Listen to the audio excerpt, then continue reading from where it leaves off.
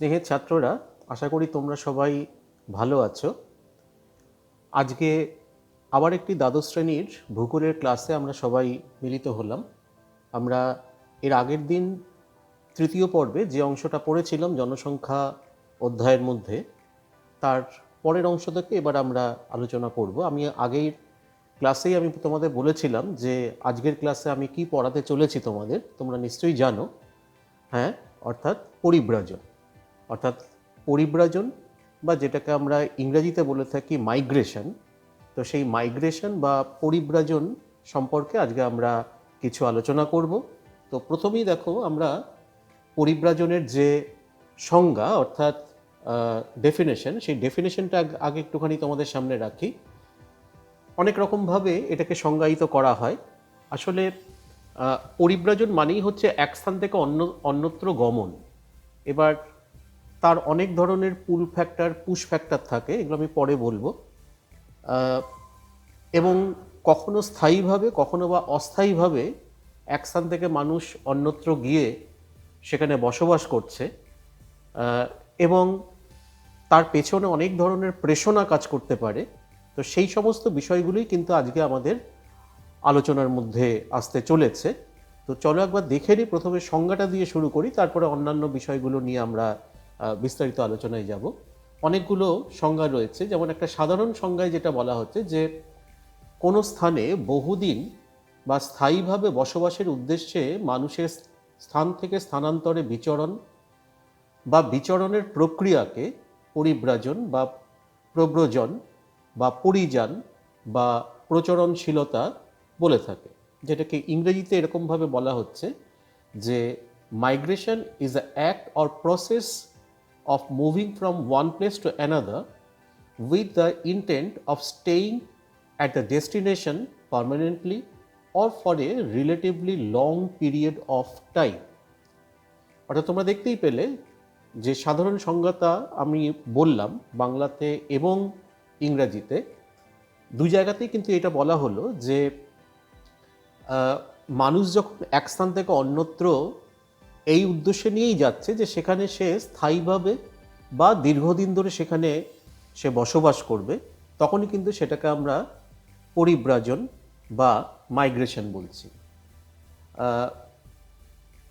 Everett লি তার একটা সংজ্ঞা এখানে বলা রয়েছে, আমি এটাও এখানে একটুখানি বলছি যে ভূগোলবিদ এভারেট লি তার মতে পরিব্রাজনের সংজ্ঞা দিতে গিয়ে তিনি যেটা বলেছেন যে যাত্রাপথের দূরত্বকে বিচার না করে মানুষ যখন স্থায়ী বা অস্থায়ীভাবে এক স্থান থেকে অন্য স্থানে গমন করে তখন তাকে পরিব্রাজন বলে। অন্যান্য যে সমস্ত সমাজবিজ্ঞানীরা রয়েছেন, মানে সমাজবিজ্ঞানীদের দৃষ্টিভঙ্গিতে পরিব্রাজনের সংজ্ঞাটা এইরকম যে পরিব্রাজন হলো স্থায়ীভাবে অন্যত্র বসবাসের উদ্দেশ্যে প্রচলিত বাসস্থানের পরিবর্তন। সবগুলোতেই কিন্তু বিষয়টা একই, অর্থাৎ মানুষ এক স্থান থেকে অন্যত্র যাচ্ছে, এবার সেটাকেই বিভিন্ন রকম ভাষা দিয়ে এবং তাদের দৃষ্টিভঙ্গিগত তফাতের মাধ্যমে এই ভাষাগত পরিবর্তনগুলো আসছে, সেটা দিয়ে তারা বোঝানোর চেষ্টা করছে যে মানুষ যখন এক স্থান থেকে অন্যত্র যাচ্ছে এবং সেখানে গিয়ে স্থায়ী বা অস্থায়ীভাবে বসতি স্থাপন করছে বা সেখানে বেশ কিছুদিন ধরে থাকছে, অবস্থান করছে, তখনই তাকে আমরা বলছি পরিব্রাজন বা মাইগ্রেশন। এখন এই মাইগ্রেশন বা পরিব্রাজনের পরিস্থিতিটা এলো কী করে? এখন দেখো, সারা পৃথিবীতে আমাদের এখন প্রায় জনসংখ্যা 724 কোটি, এটা আমি 2014 সালের পরিসংখ্যান বলছি। এখন সেটা প্রায় 730 থেকে 735 কোটির কাছাকাছি হবে। তো এই যে প্রায় 725 কোটি বা 730 কোটি যাই বলি না কেন, এই যে বিপুল জনসংখ্যা, এরা কিন্তু পৃথিবীর সর্বত্র সমভাবে বণ্টিত নয়। দেখা গেছে একটা হিসেবে বলছে যে পৃথিবীর মোট মানুষের প্রায় 90% বসবাস করছে স্থলভাগের, পৃথিবীর স্থলভাগের মাত্র 10% অঞ্চলে, আর মাত্র 10% মানুষ, বাকি যে 10% তারা কিন্তু বসবাস করছে স্থলভাগের বাকি 90% জায়গার ওপরে। তাহলে তোমরা বুঝতেই পারছো এখানে কিন্তু একটা ম্যাল ডিস্ট্রিবিউশন আমরা দেখতে পাচ্ছি। অর্থাৎ একটা অসম বন্টন আমরা কিন্তু এখানে দেখতে পাচ্ছি, এবং এর পেছনে অনেকগুলো কারণ আছে। তার মধ্যে একটি অত্যন্ত গুরুত্বপূর্ণ কারণ কিন্তু এই পরিব্রাজন। এবার পরিব্রাজনের কতগুলো শ্রেণী বিভাগ হয়, অর্থাৎ পরিব্রাজন কিসের কারণে হচ্ছে, কিভাবে পরিব্রাজন হচ্ছে, কেন মানুষ এক জায়গা থেকে আরেক জায়গায় যাচ্ছে, এই সমস্ত বিষয়গুলোকে যদি আমরা মাথাতে রাখি, তাহলে পরিব্রাজন কিন্তু সব ক্ষেত্রে একই কারণে কিন্তু নয়, বিভিন্ন কারণে সেই পরিব্রাজনটা হলো, এক স্থান থেকে অন্যত্র বিভিন্ন কারণে যাচ্ছে।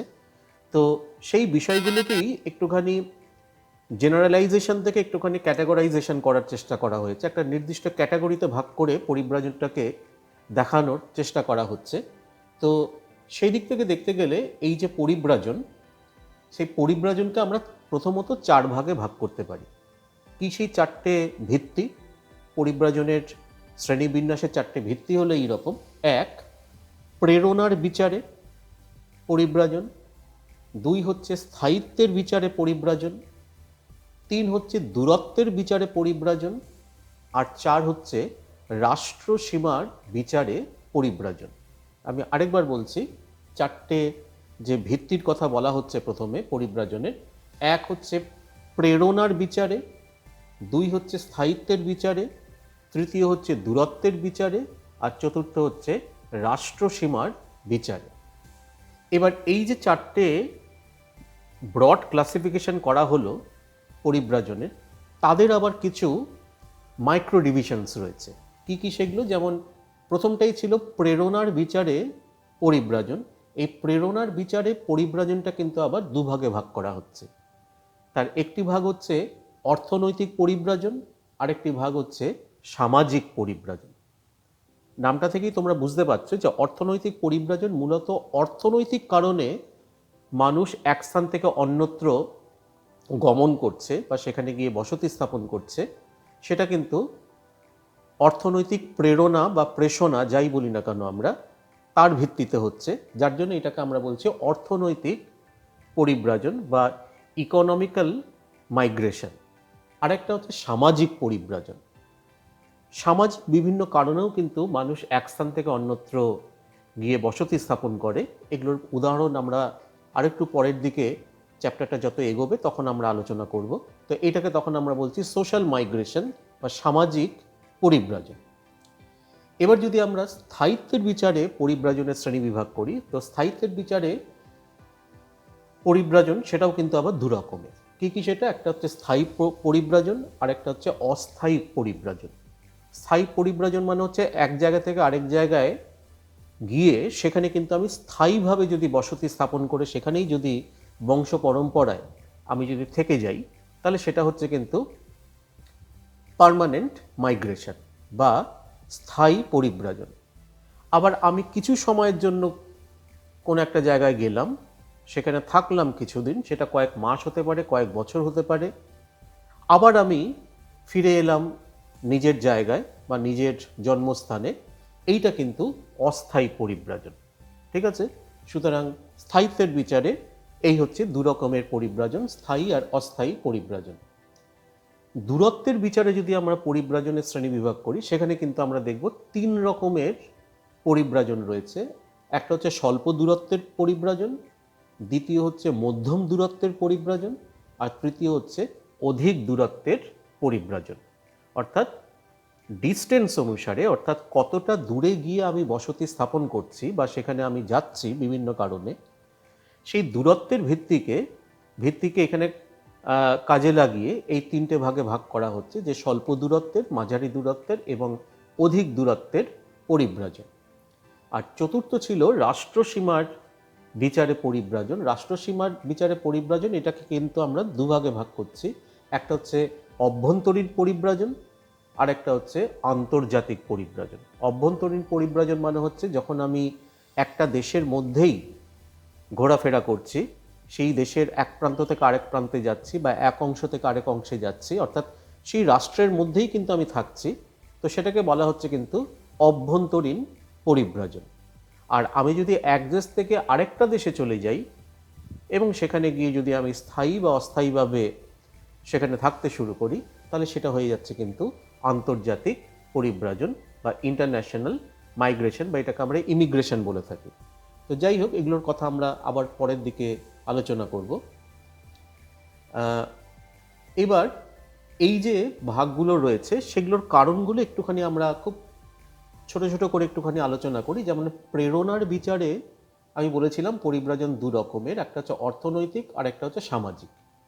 তো অর্থনৈতিকটা তো আমি বললাম যে মূলত অর্থনৈতিক কারণে কেউ হয়তো বাইরে কোনো জায়গায় চাকরি পেল, কাজ পেল, সেই কাজের জন্য তাকে বাইরে যেতে হচ্ছে, বা গ্রামে বসবাস করতো, সেখানে হয়তো কাজের সংস্থান সেরকম নেই, তাকে হয়তো শহরে যেতে হলো। সেটা তার কাছাকাছি কোনো শহর হতে পারে বা অনেক দূরের শহর হতে পারে। পরিযায়ী শ্রমিক মতো হিসেবে তারা এক জায়গা থেকে আরেক জায়গায় যাচ্ছে। তো সেগুলোকে তখন আমরা কিন্তু বলছি অর্থনৈতিক পরিব্রাজন। আর সামাজিক পরিব্রাজন মানে হচ্ছে যে বিভিন্ন সামাজিক কারণে মানুষ স্থায়ী বা অস্থায়ীভাবে যে পরিব্রাজন করে তাকে সামাজিক পরিব্রাজন বলে। এই পরিব্রাজনের অনেকগুলো কারণ রয়েছে, তার মধ্যে দুই একটার কারণের কথা আমি বলছি। যেমন বিবাহ, বিয়ের পর পরিবারের মেয়ে সে কিন্তু তার শ্বশুরবাড়িতে চলে যাচ্ছে, তার ফলে তার যে জন্মস্থান সেই জন্মস্থানটাকে কিন্তু সে ছেড়ে চলে যাচ্ছে তার শ্বশুরবাড়িতে। এটা আমাদের একটা সামাজিক রীতি, সুতরাং এটাকেও কিন্তু আমরা এক ধরনের পরিব্রাজন বা মাইগ্রেশন হিসেবেই কিন্তু আমরা দেখতে পারি, যদিও এটাকে আমরা সামাজিক পরিব্রাজনের মধ্যে ফেলছি। ধর্মীয় স্বাধীনতার অভাব, তারপরে সরকারি দমন নীতি, কোনো দেশে যদি বা কোনো অঞ্চলে যদি দেখা যায় যে সরকারের দমন পীড়ন খুব বেশি, তাহলে সেখান থেকে মানুষ অন্যত্র চলে যেতে পারে, যাতে করে এই ধরনের দমন পীড়ন থেকে সে নিজেকে মুক্ত রাখতে পারে। এইরকম বিভিন্ন সামাজিক বা আর্থসামাজিক বলা যেতে পারে সেই কারণগুলো রয়েছে, যে কারণে এই সামাজিক পরিব্রাজন বা সোশ্যাল মাইগ্রেশন ঘটে থাকে। স্থায়িত্বের বিচারে তো আমি বললাম যে স্থায়ী আর অস্থায়ী। স্থায়ী মানে হচ্ছে যেমন একদম পার্মানেন্টলি এক জায়গা থেকে আরেক জায়গায় চলে যাওয়া। যেমন আমি এখানে একটা ঘটনার কথা বলি, যে দেশভাগের পর 1947 সালে দেশভাগের পর বহু মানুষ কিন্তু তথাকথিত পূর্ব পাকিস্তান এবং পশ্চিম পাকিস্তান, 1971 সালে পূর্ব পাকিস্তান, যেটা পরবর্তীকালে বাংলাদেশ হলো, সেখান থেকে কিন্তু বহু মানুষ শরণার্থী হিসেবে আমাদের ভারতবর্ষে কিন্তু চলে আসে এবং তারা কিন্তু স্থায়ীভাবে আমাদের ভারতবর্ষেই কিন্তু বসবাস করছে। সুতরাং এটা কিন্তু এক ধরনের স্থায়ী পরিব্রাজন বা পার্মানেন্ট মাইগ্রেশনের একটা উদাহরণ। আবার অনেক সময় এরকম দেখতে পাওয়া যায় যে উচ্চশিক্ষার জন্য বা চাকরির জন্য তাকে হয়তো বাইরে কোনো জায়গায় গিয়ে থাকতে হচ্ছে, আবার পড়াশোনার শেষে বা চাকরির পরে আবার কিন্তু সে তার নিজের জন্মস্থানে ফিরে আসছে। সুতরাং এটাকে তখন আমরা বলছি অস্থায়ী পরিব্রাজন। অর্থাৎ সে কিন্তু পুরোপুরি সেখানে স্থায়ীভাবে বসতি স্থাপন না করে শুধু একটা নির্দিষ্ট পারপাস ফুলফিল করার জন্য সে সেখানে গেছিল, সেটা পরিপূর্ণ হওয়ার পর তখন আবার সে তার নিজের জায়গায় ফিরে আসছে। তো এটাকে আমরা তখন কিন্তু অস্থায়ী পরিব্রাজন বলছি। দূরত্বের বিচারে যে পরিব্রাজনের শ্রেণী বিভাগ করেছিলাম আমরা, যেখানে আমরা 3টে ভাগে ভাগ করেছিলাম, স্বল্প দূরত্বের, মাঝারি দূরত্বের এবং অধিক দূরত্বের পরিব্রাজন। এটা করা হয়েছে বেসিক্যালি দূরত্বের উপর ভিত্তি করে। অর্থাৎ আমি যদি গ্রাম থেকে শহরে যদি আসি, আমার নিকটবর্তী শহরে যদি আমি আসি, তাহলে সেটাকে আমি এখানে স্বল্প দূরত্বের পরিব্রাজন বলছি। আমি যদি এক রাজ্য থেকে একটা রাজ্যের মধ্যেই এক জেলা থেকে আরেকটা জেলায় যদি আমি বিভিন্ন কারণে পরিব্রাজন করি, তাহলে সেটাকে আমরা মধ্যম দূরত্বের পরিব্রাজন বলতে পারি। আবার আমি সম্পূর্ণ অন্য একটা রাজ্যে গিয়ে বসতি স্থাপন করলাম, সে যে কোনো কারণেই হোক না কেন, যেটা অনেকটা দূরে বাসস্থান থেকে, তো সেটাকে আমরা তখন অধিক দূরত্বের পরিব্রাজন বলতে পারি। সুতরাং এক্ষেত্রে নির্দিষ্ট কিন্তু কোনো মাপকাঠি নেই যে কত দূরত্ব হলে আমি সেটাকে স্বল্প দূরত্ব বা মধ্যম দূরত্ব বা অধিক দূরত্ব বলবো। সেটা কিন্তু নির্ভর করছে সেই দেশের আর্থসামাজিক ব্যবস্থার উপরে। তো আমি এটা আমাদের ভারতবর্ষের পরিপ্রেক্ষিতে বললাম যে গ্রাম থেকে পার্শ্ববর্তী শহরে যদি আমরা কেউ যদি চলে আসে সেটাকে আমরা স্বল্প দূরত্বের মধ্যে ফেলতে পারি।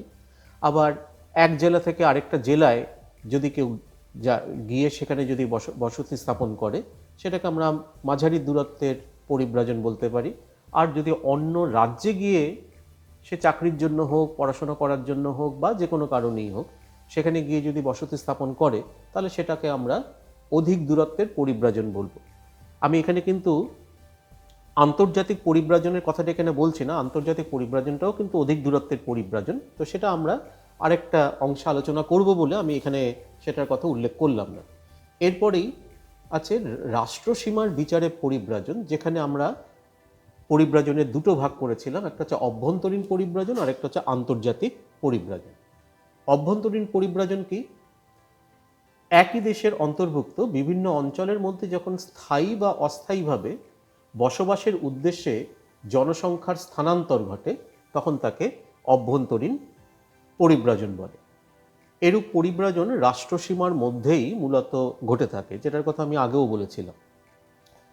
এটি এক রাজ্য থেকে অপর রাজ্যে অথবা এক রাজ্যের বিভিন্ন জেলার মধ্যে বা এক জেলার মধ্যেই একটা গ্রাম থেকে শহরে বা শহর থেকে শহরে বা শহর থেকে গ্রামে এটা কিন্তু সংগঠিত হয়ে থাকতে পারে। পরিব্রাজনের প্রবাহের ভিত্তিতে অভ্যন্তরীণ পরিব্রাজনকে কিন্তু আবার 4 ভাগে ভাগ করা হচ্ছে। কি কি? এক হচ্ছে গ্রাম থেকে শহরে পরিব্রাজন, 2 হচ্ছে গ্রাম থেকে গ্রামে অন্য একটি গ্রামে পরিব্রাজন, তৃতীয় হচ্ছে শহর থেকে গ্রামে পরিব্রাজন, আর চতুর্থ হচ্ছে একটা শহর থেকে আরেকটা শহরে পরিব্রাজন। সবই কিন্তু একটা নির্দিষ্ট রাষ্ট্রসীমার মধ্যেই, যার জন্য এটাকে আমরা অভ্যন্তরীণ পরিব্রাজন বলে থাকি। তো গ্রাম থেকে শহরের কথা তো আমরা বললামই, বিভিন্ন অর্থনৈতিক বা সামাজিক কারণে মানুষ গ্রাম থেকে শহরে আসতে পারে। আবার গ্রাম থেকে গ্রামে মূলত সামাজিক কারণে, বিবাহজনিত কারণে বা রাজনৈতিক অস্থিরতা বা কোনো প্রাকৃতিক দুর্যোগ, বন্যা হলো, এক গ্রাম থেকে মানুষ আরেকটা গ্রামে গিয়ে শিফট করলো, এরকম হতে পারে। শহর থেকে গ্রামে আসার মূল কারণ হচ্ছে সাধারণত দেখতে পাওয়া যায় শহরের যে আশেপাশের যে অঞ্চলগুলো রয়েছে, যেগুলোকে আমরা কনারভেশন বলে থাকি, সেই সমস্ত জায়গায় কিন্তু মানুষ এখন আস্তে আস্তে সেখানে বসতি স্থাপন করছে। মূলত সেখানে জমির দাম কম, তারপরে কেউ কেউ সেখানে চাকরির সূত্রে তাকে সেখানে গিয়ে থাকতে হচ্ছে, সেখানকার পরিবেশটা অনেকটা দূষণমুক্ত, বিবাহজনিত কারণ, এরকম বিভিন্ন কারণে কিন্তু অনেক মানুষকে শহর থেকে গ্রামে গিয়েও থাকতে হতে পারে। আবার একটা শহর থেকে আরেকটা শহরে পরিব্রাজন, সেটাও কিন্তু বিভিন্ন অর্থনৈতিক বা সামাজিক কারণে ঘটে থাকতে পারে। এরপর আমরা চলে যাচ্ছি রাষ্ট্রসীমার বিচারে পরিব্রাজনের দ্বিতীয় ভাগ, অর্থাৎ আন্তর্জাতিক পরিব্রাজন বা ইন্টারন্যাশনাল মাইগ্রেশন বা ইমিগ্রেশন যেটাকে আমরা বলছি, বা এটার আরেকটা ভালো বাংলা রয়েছে যেটাকে বলি আমরা অভিবাসন। তো এখানে কি বলা হচ্ছে দেখো, যে আর্থসামাজিক, রাজনৈতিক ও সাংস্কৃতিক পরিমণ্ডলের প্রভাবে জনসাধারণের কোনো একটি অংশ এক দেশ থেকে অন্য দেশে বা এক মহাদেশ থেকে অন্য মহাদেশে শিল্প, কর্মসংস্থান বা আশ্রয় নেওয়ার উদ্দেশ্যে চলে যায় ও দীর্ঘমেয়াদীভাবে বসবাস করে তাকে আন্তর্জাতিক পরিব্রাজন বা ইন্টারন্যাশনাল মাইগ্রেশন বলা হয়। গমনের দিক অনুসারে এই আন্তর্জাতিক পরিব্রাজনকেও কিন্তু আবার দুটো উপবিভাগে আমরা ভাগ করতে পারি। তার একটি হচ্ছে অভিবাসন বা ইমিগ্রেশন, আর আরেকটা হচ্ছে বাস্তুত্যাগ বা এমিগ্রেশন। ইমিগ্রেশন আর এমিগ্রেশন দুটো শব্দ খুব কাছাকাছি, কিন্তু দুটোর মধ্যে পার্থক্য রয়েছে। প্রথমে আমরা অভিবাসনটা কি একটুখানি বলে নিই। অভিবাসনের ক্ষেত্রে বা যেটাকে আমরা ইমিগ্রেশন বলছি, সেটার ক্ষেত্রে বলা হচ্ছে যে এটি মূলত আন্তঃরাষ্ট্রীয় অভিবাসন। পরিব্রাজনকারীর কোনো দেশে বসবাসের উদ্দেশ্যে আগমনকে অভিবাসন বলে। এরূপ পরিব্রাজনকারীদের অভিবাসী বা ইমিগ্রেন্ট বলে। আর দ্বিতীয় হচ্ছে বাস্তুত্যাগ। অন্য দেশে বসবাসের উদ্দেশ্যে পরিব্রাজনকারী সাময়িকভাবে হলেও নিজের দেশ ত্যাগ করলে তাকে বাস্তুত্যাগ বা এমিগ্রেশন এবং এই ধরনের পরিব্রাজনকারীকে বাস্তুত্যাগী বা এমিগ্র্যান্ট বলা হয়। অর্থাৎ আমি যদি গমনের দিক থেকে দেখি, তাহলে গমনের দিক থেকে দেখতে গেলে এই যে অভিবাসন এবং বাস্তুত্যাগ যথাক্রমে ইমিগ্রেশন আর এমিগ্রেশন কিভাবে হচ্ছে আমি একটা ছোট্ট উদাহরণ দিয়ে বলছি। ধরা যাক ভারত থেকে কেউ আমেরিকা যুক্তরাষ্ট্রে গেল, সেখানে উচ্চশিক্ষার জন্য বা উচ্চশিক্ষার পর সে সেখানেই হয়তো স্থায়ীভাবে গ্রিন কার্ড নিয়ে সেখানেই হয়তো সে স্থায়ীভাবে থাকতে শুরু করলো। তাহলে এক্ষেত্রে ইমিগ্রেশন হলো কিন্তু আমেরিকা যুক্তরাষ্ট্রে, আর বাস্তুত্যাগ বা এমিগ্রেশন হলো কিন্তু ভারতের ক্ষেত্রে। অর্থাৎ ভারত থেকে সেই ব্যক্তি বাস্তুত্যাগ করে সে কিন্তু অভিবাসিত হচ্ছে আমেরিকা যুক্তরাষ্ট্রে।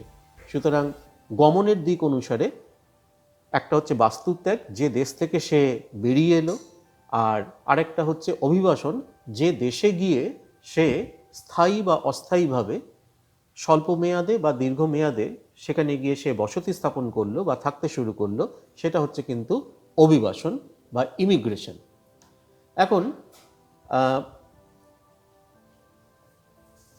যে সকল উপাদান বা যে সকল ফ্যাক্টরসগুলো আন্তর্জাতিক পরিব্রাজনে সাহায্য করে, সেগুলোকে তার মধ্যে কতগুলোকে আমরা বলি আকর্ষণজনিত কারণ, আবার কতগুলোকে আমরা বলে থাকি বিকর্ষণজনিত কারণ। আকর্ষণজনিত কারণ কি? এইটাকেই আমি প্রথমে বলছিলাম না যে পুল ফ্যাক্টর অ্যান্ড পুশ ফ্যাক্টর। এই পুল অ্যান্ড পুশ ফ্যাক্টরকে এখানে বাংলায় বলা হচ্ছে আকর্ষণজনিত এবং বিকর্ষণজনিত কারণ। তো আন্তর্জাতিক পরিব্রাজনের ক্ষেত্রে আকর্ষণজনিত কারণ কি? যেমন একটা আমরা বলতে পারি যে উচ্চশিক্ষা ও গবেষণার বেশি সুযোগ, যার জন্য অনেক ছাত্রছাত্রী তারা বিদেশে চলে যাচ্ছে পড়াশোনার জন্য বা উচ্চশিক্ষার জন্য। দ্বিতীয়ত উচ্চমানের চাকরি। তৃতীয়ত অধিক উপার্জনের আশায় অন্য দেশে গিয়ে কেউ বসতি স্থাপন করতে পারে। তাছাড়া উন্নত মানের জীবনযাত্রা বা ভোগ বাসনার ইচ্ছে, এই সমস্ত কারণেও কিন্তু মানুষ এক দেশ থেকে আরেক দেশে বাস্তুত্যাগী হয়ে আরেকটা দেশে সে অভিবাসন করতে পারে। সুতরাং এগুলো হচ্ছে পুল ফ্যাক্টর বা আকর্ষণজনিত কারণ। আর পুশ ফ্যাক্টর কি বা বিকর্ষণজনিত কারণ কি? কেন সে সেই দেশ থেকে অন্যত্র চলে যাচ্ছে, এটাকে আমরা বিকর্ষণজনিত কারণ বলছি। এখানে অনেকগুলো বিষয় রয়েছে, যেমন যুদ্ধবিগ্রহ ও দেশভাগ। যুদ্ধবিগ্রহ হলো এবং দেশভাগ হলো, যেমন দেশভাগের কথা যদি আমরা বলি, আমাদের ভারতবর্ষের ক্ষেত্রেই হয়েছে। 1947 সালে ভারত স্বাধীন হলো। স্বাধীন হওয়ার সাথে সাথে ভারতবর্ষ বিভাজিত হলো, নতুন রাষ্ট্র তৈরি হলো ভারত থেকে, পাকিস্তান, যার একটার নাম পূর্ব পাকিস্তান আর একটার নাম পশ্চিম পাকিস্তান। তো ধর্মীয় ভিত্তিতেই হোক বা জাতিগত ভিত্তিতেই হোক, সেখান থেকে মানুষ এদিক ওদিক যেতে শুরু করলো। অর্থাৎ পূর্ব বা পশ্চিম পাকিস্তান থেকে ভারতে এলো, বা ভারত থেকে হয়তো পূর্ব পাকিস্তান পশ্চিম পাকিস্তানে গেছে। 1971 সালে যখন পূর্ব পাকিস্তানের সাথে পশ্চিম পাকিস্তানের যুদ্ধ হলো এবং যুদ্ধের শেষে নতুন একটি রাষ্ট্র বাংলাদেশ সৃষ্টি হলো, সেই সময়ও কিন্তু প্রচুর মানুষ তারা কিন্তু আমাদের ভারতবর্ষে চলে আসে। সুতরাং এগুলো কিন্তু এই যে যুদ্ধ বিগ্রহ বা দেশভাগ, এগুলো কিন্তু একটা পুল ফ্যাক্টর হিসেবে কাজ করে, অর্থাৎ বিকর্ষণজনিত শক্তি হিসেবে কিন্তু কাজ করে। তাছাড়া আছে স্বদেশে উচ্চশিক্ষা বা গবেষণার অভাব, উচ্চ আয়ের সুযোগের অভাব, সরকারি দমন পীড়ন নীতি বা বিবাহজনিত, যেটা আমরা সামাজিক কারণের মধ্যে পড়ে এসেছি, যে বিবাহের ফলে মেয়েদের এক স্থান থেকে অন্যত্র যেতে হচ্ছে, সেটা যদি এক দেশ থেকে আরেক দেশে যেতে হয় তাহলে সেটাকে আমরা বিকর্ষণজনিত কারণের মধ্যেও ফেলতে পারি আমরা, যদিও সেটা সামাজিক পরিব্রাজনের মধ্যেই পড়ছে মূলত। তো এইগুলো হচ্ছে কতগুলো আন্তর্জাতিক যে পরিব্রাজন, তার আকর্ষণজনিত এবং বিকর্ষণজনিত কারণ। এবার আমরা চলে যাচ্ছি আরেকটি বিষয়ের আলোচনায়, যেটা শীর্ষক হচ্ছে যে impact of migration on the distribution of world wide population, যার বাংলা করলে দাঁড়ায় যে বিশ্বব্যাপী জনসংখ্যা বন্টনের ক্ষেত্রে পরিব্রাজনের কি প্রভাব রয়েছে। জনসংখ্যার একটা হিসেব আমি প্রথমেই দিলাম যে প্রায় 725 থেকে 730 কোটি জনসংখ্যা সারা পৃথিবীতে, এবং এটাও আমরা আলোচনার মধ্যে রেখেছিলাম যে এই জনসংখ্যা কিন্তু অসমভাবে সারা পৃথিবীতে বণ্টিত রয়েছে। 10% জমিতে 90% মানুষ, 90% জমিতে 10% মানুষের অবস্থান। সুতরাং সেখানে পরিব্রাজনের কি ভূমিকা রয়েছে জনসংখ্যার বন্টনের ক্ষেত্রে, সেটাও কিন্তু খুব ইন্টারেস্টিং। তো এবার আমরা সেই জিনিসটা একটুখানি দেখে নেওয়ার চেষ্টা করি। বিশ্বের সর্বত্র জনসংখ্যার বন্টন সমান নয়, কোথাও জনসংখ্যা বেশি আবার কোথাও কম। জনসংখ্যার এই অসম বন্টনের যেমন কিছু প্রাকৃতিক কারণ আছে, বা জন্মহার মৃত্যুহারের হ্রাসবৃদ্ধিও এক্ষেত্রে বিশেষভাবে প্রভাব বিস্তার করে, তেমনি পরিব্রাজনেরও গুরুত্বপূর্ণ প্রভাব লক্ষ্য করা যায়। পরিব্রাজনের জন্যই বর্তমানে বিশ্বের অধিকাংশ শহরে অস্বাভাবিক জনস্ফীতি ঘটছে এবং গ্রামগুলোর জনসংখ্যা দ্রুত হ্রাস পাচ্ছে। এবার কতগুলো উদাহরণ দিয়ে আমরা অভ্যন্তরীণ এবং আন্তর্জাতিক ক্ষেত্রে জনসংখ্যা বন্টনের ওপরে এই পরিব্রাজনের কি ভূমিকা, সেটা এবার আমরা একটুখানি দেখে নেওয়ার চেষ্টা করব। প্রথমেই আমরা দেশের অভ্যন্তরে জনসংখ্যা বন্টনের ওপর এই যে পরিব্রাজন বা অভ্যন্তরীণ পরিব্রাজন, তার কি প্রভাব রয়েছে সেটা যদি আমরা দেখি, যে গ্রাম থেকে গ্রামে যে পরিব্রাজন হচ্ছে, সেখানে কি বলছে যে গ্রাম থেকে গ্রামে পরিব্রাজন হলে একদিকে অনুন্নত গ্রামের জনসংখ্যা হ্রাস পাচ্ছে, অন্যদিকে উন্নত গ্রামে জনসংখ্যা ক্রমশ বৃদ্ধি পেয়ে জনসংখ্যা বন্টনের ভারসাম্য নষ্ট হচ্ছে। যেমন বাঁকুড়া ও পুরুলিয়া জেলায় অনগ্রসর যে সমস্ত এলাকাগুলো রয়েছে, সেখান থেকে কিন্তু প্রচুর মানুষ পার্শ্ববর্তী বর্ধমান, মানে বর্ধমান বলতে এখানে আমি পূর্ব বর্ধমান পশ্চিম বর্ধমান দুটোই বলছি, এবং মেদিনীপুর অর্থাৎ পূর্ব মেদিনীপুর এবং পশ্চিম মেদিনীপুর, এই সমস্ত জেলাগুলোতে কিন্তু মাইগ্রেট করে যাচ্ছে। যেহেতু বাঁকুড়া পুরুলিয়া এই সমস্ত জেলাতে রুক্ষ প্রান্তর, সেখানে কাজের বা অর্থনৈতিক বিকাশের পরিসরটা কম, সেই কারণে সেখান থেকে মানুষ কিন্তু পার্শ্ববর্তী এই সমস্ত জেলাগুলোর গ্রামে চলে গিয়ে একটা অসম জনবন্টন তৈরি করছে একই রাজ্যের মধ্যে বা একই দেশের মধ্যে।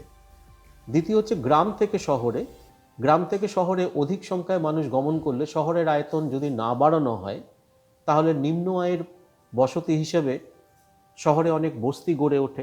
এটা তোমরা সবাই দেখতে পাচ্ছ, কলকাতা, দিল্লি, মুম্বাই, বিশেষ করে মুম্বাইতে এশিয়ার মধ্যে সব থেকে বড় যে বস্তি, যেটাকে ধারাবি বস্তি বলা হয়, সেটার কথা তোমরা হয়তো অনেকেই জানো।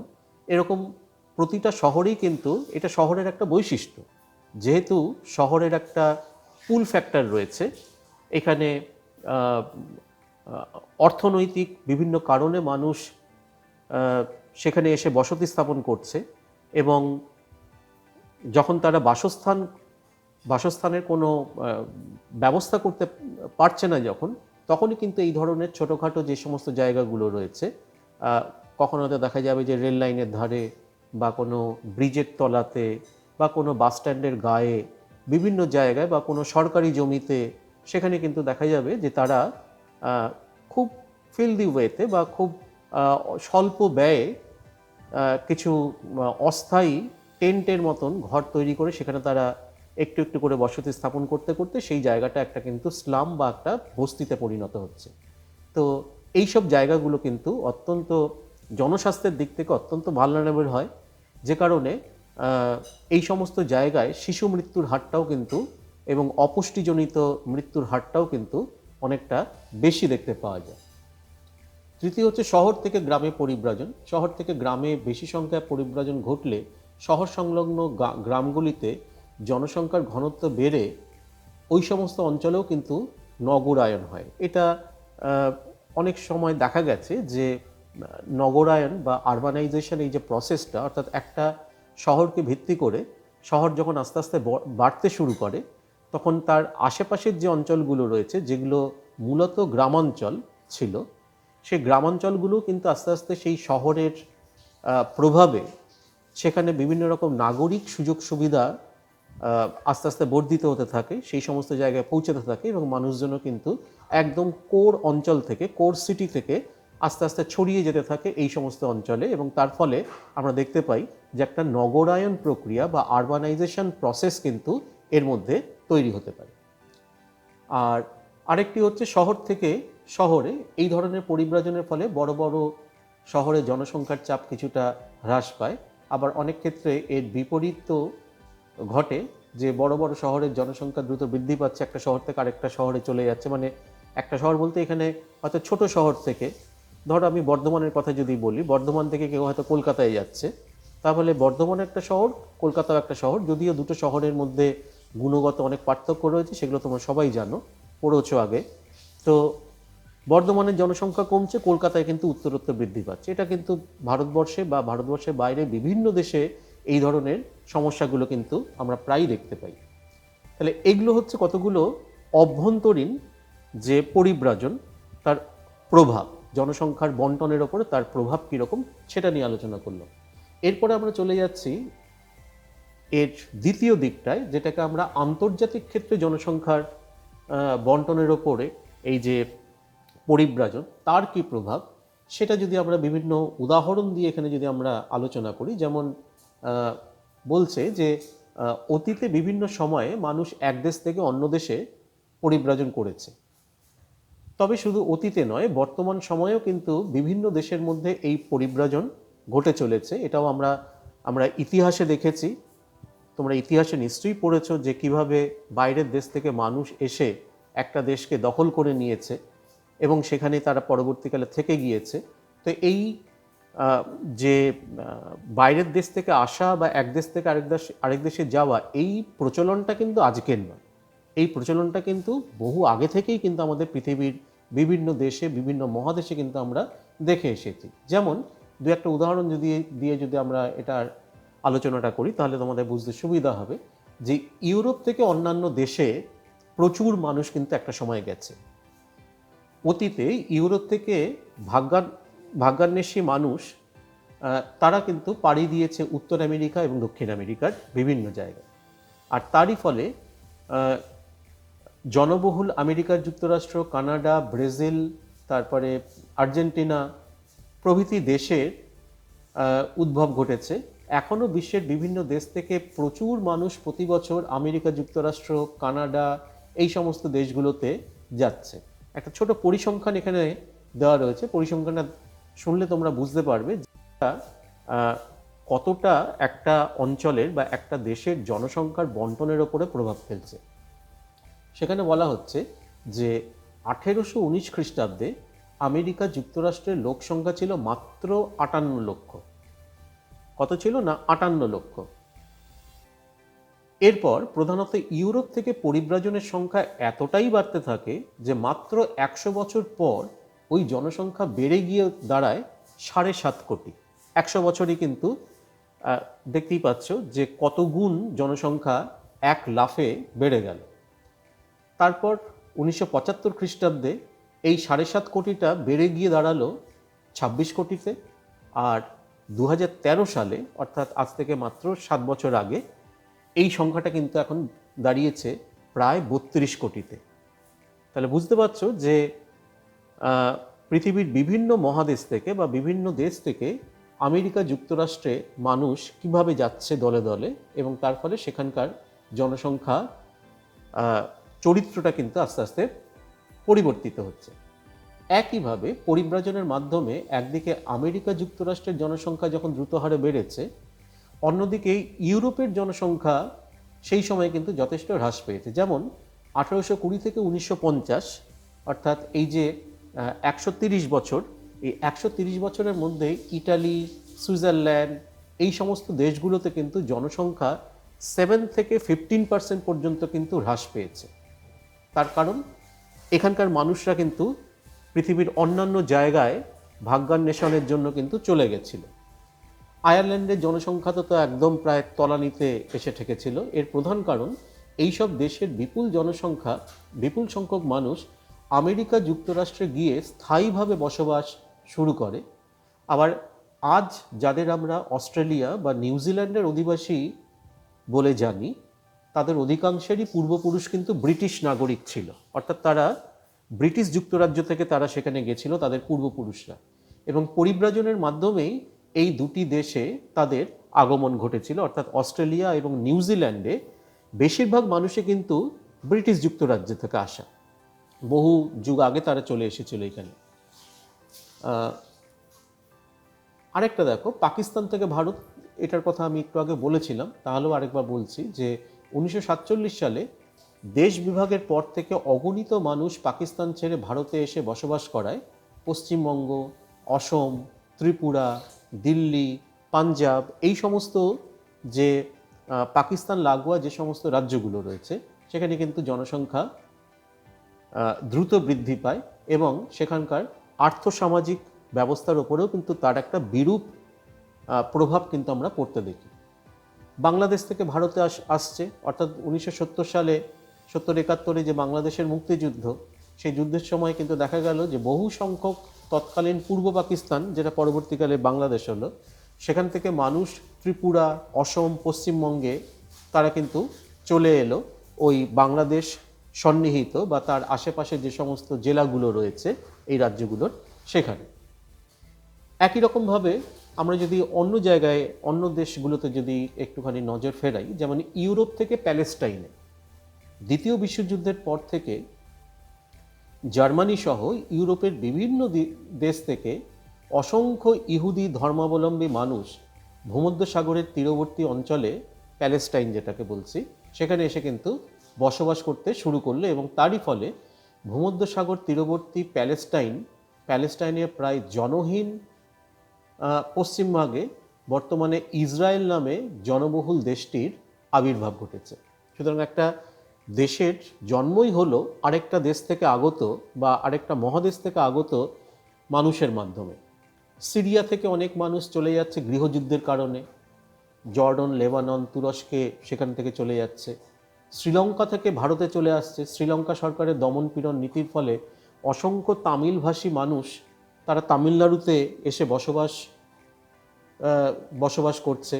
তিব্বত থেকে ভারতে চলে এসছে, চীনের তিব্বত দখলের পর হিমাচল প্রদেশে অগণিত তিব্বতীদের আগমনের ফলে সেখানে জনসংখ্যা বৃদ্ধি পায়।